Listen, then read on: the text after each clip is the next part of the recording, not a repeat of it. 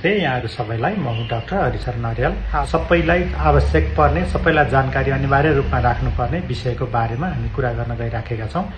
अधिकांश मान्छेहरुको जिज्ञासा मैले के देख्छु भने फोन गरेर पनि कसैले विदेशबाट पनि फोन गर्नुहुन्छ। उहाँहरुले भन्नुहुन्छ डाक्टर साहब मैले यति वर्ष पहिला अपरेसन गराएको थिएँ पाइल्सको, यति वर्ष पहिला फिस्टुलाको अपरेसन गराएको थिएँ, फिशरको फिशरेक्टोमी अथवा लेटरल स्फिन्क्टरेक्टोमी गराएको थिएँ, तर त्यो ठाउँहरुमा चाहिँ अहिले पनि मेरो इन्फेक्सन भए जस्तो हुने अथवा त्यो ठाउँबाट चाहिँ ब्लिडिङहरु हुने कहिलेकाहीँ र कहिलेकाहीँ मासुको डल्ला स्वेलिङ भए जस्तो पनि भएको देखेको छु। के गर्ने होला, के उपचार गर्नु पर्ला भनेर धेरै मान्छेहरुको जिज्ञासा भएको देख्छु। त्यही भएर आज मैले उहाँहरुलाई यो सबैलाई टार्गेट गरेर यो भिडियो बनाएको छु। अन्त्यसम्म सुन्नु होला र शेयर गर्नु होला ताकि उपचार गराइसकेर पनि जो निराश भएर बस्नु भएको छ उहाँहरुलाई अझ वरदान हुन सकोस्। पहिला सर्वप्रथम त के भने जुनसुकै थेरापी, जुनसुकै सिस्टमबाट पनि यहाँहरुले पाइल्स फिस्टुला फिशरहरुको अथवा पाइल्स साइनसहरुको चाहिँ उपचार गराउनु भएको छ भनेदेखि त्यसको चाहिँ वुन्ड केयर चाहिँ एकदमै हाइली केयर गर्नुपर्ने देखिन्छ।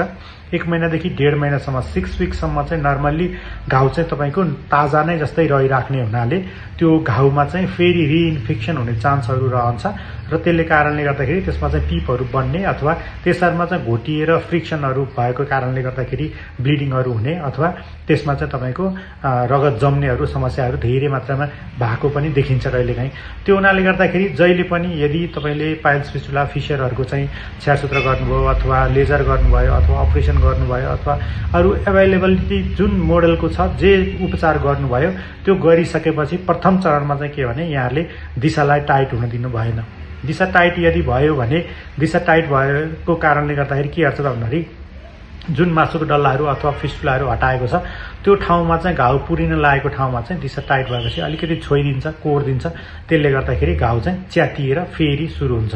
एकचोटी घाउ बनिसकेको दिशा गर्ने ठाउँको आसपासमा बनेको घाउहरु कुनै छ भने त्यो पुरिनलाई नर्मल्ली पनि 3 महिना लाग्ने देखिन्छ। 3 महिनापछि बल्ल नर्मल भएको देखिन्छ। यदि 3 महिना भित्रमा फेरि पनि एकचोटी दिशा टाइट भएर त्यो ठाउँमा च्यातियो अथवा कोरियो भने फेरि त्यसले अर्को 3 महिना लिन्छ। एवं क्रमले यो चाहिँ क्रम चलिराख्छ। त्यसले गर्दाखेरि चाहिँ घाउ कहिल्यै निको नहुने किसिमको पनि हुन सक्छ कहिलेकाहीँ कोही मान्छेहरुमा। त्यो हुनाले गर्दाखेरि हरियो सागसब्जीहरु बढी मात्रामा खाने, पानी प्रशस्त मात्रामा पिउने, यानी कि पानी प्रशस्त पिउने भन्दैमा 10 लिटर पानी पिउने होइन कि हाम्रो किडनीको पनि थ्रेशोल्ड हुन्छ। त्यो हुनाले गर्दा 5 लिटर भन्दा बढी जाने होइन कहिले पनि लिक्विड सप्लिमेन्ट्सहरु खाँदाखेरि। जस्तो पानी, दाल अथवा तरकारीको रसहरु सबै गर्दा 5 लिटर भन्दा बढी कहिले पनि नजाने। 5 लिटर सम्म म्याक्सिमम त्यतिमा हामीले मेन्टेन गर्न सक्छौं। अनि अर्को चाहिँ हरियो सागसब्जी खाने भन्दैमा हामीले बिहानदेखि बेलुकासम्म गाईबस्तुले खाए जस्तो घाँसहरु खाए जस्तै गरी पुरै सलादहरु खाने अथवा सागहरु खाने होइन कहिले पनि। के हो त भन्दाखेरि हामीले जति खानाहरु खान्छौं त्यो खानाको टोटल खानाको 10% मात्र हामीले खाए पुग्छ।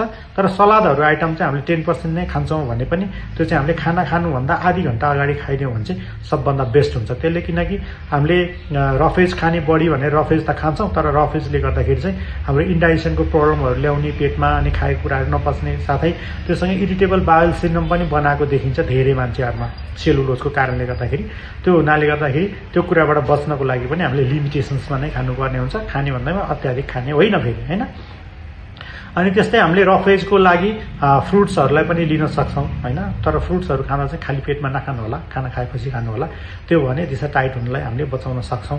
यति गर्ने। अनि अर्को एउटा त हामीले दिशा टाइट हुन नदिनु भयो। अर्को 2 नम्बरमा के गर्न सक्छौं भने वुन्ड केयरको लागि हामीले टाइम टु टाइम डेली ड्रेसिङहरु गरिराख्ने, घाउहरु छ भने ड्रेसिङहरु गरिराख्ने, बेटाडिनले सफा गर्न सकिन्छ अथवा मेडिकेटेड जुनसुकै सोलुसनहरु युज गरेर सफा गर्ने। अनि त्यो सँगै चाहिँ एन्टिब्याक्टेरियल जुनसुकै हामीले चाहिँ मलमहरु लगाइराख्ने।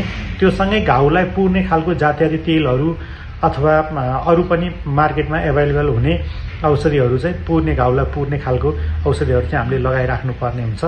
अनि टाइम टु टाइम जति टाइममा डाक्टरले आफूलाई फलोअपको लागि बोलाउनु भएको हुन्छ 3 हप्ता, 6 हप्ता, 5 हप्ता, 8 हप्ता कतिमा बोलाउनु भएको छ त्यो हप्ता अनुसार पनि उहाँहरुले चाहिँ तपाईहरुले चाहिँ शेड्युलमा आफ्नो शेड्युलमा गएर डाक्टरलाई बेला बेला देखाउनु पर्ने हुन्छ। र त्यो सँगै भिटामिन सी युक्त खानेकुराहरु जस्तो कागती, टमाटरहरु पनि हामीले टाइम टु टाइम खाइराख्नुपर्छ। रेगुलर रूपमा हामीले खानामा त्यसलाई समावेश गरायौं भने भिटामिन सी को कारणले अथवा जिंक को कारणले पनि घाउलाई छिटो छिटो पुरिनलाई हेल्प गर्छ।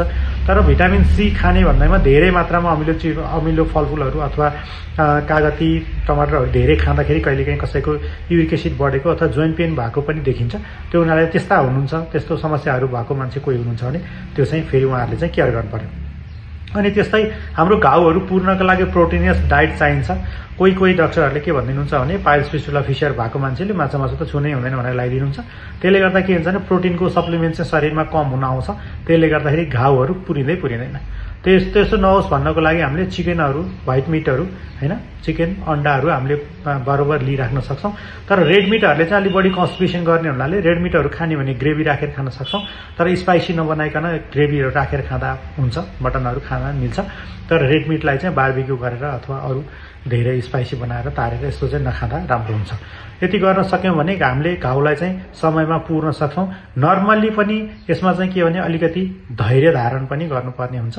जो पर्सनल हाइजिनलाई एकदमै मेन्टेन गरेर सफा राखेर मलमहरू लगाउने, तेलहरू लगाउने गर्दै पनि 1.5 महिनादेखि 3 महिनासम्म चाहिँ मिनिमम पनि घाउहरू जुनसुकै सिस्टमबाट गरे पनि पुरिनलाई लाग्छ। त्यो हुनाले गर्दाखेरि यहाँहरूले छ्यारसूत्रबाट अरूभन्दा रिलेटिभली छिटो पुरिन्छ घाउ, एकदम छिटो हुन्छ कट भएपछि।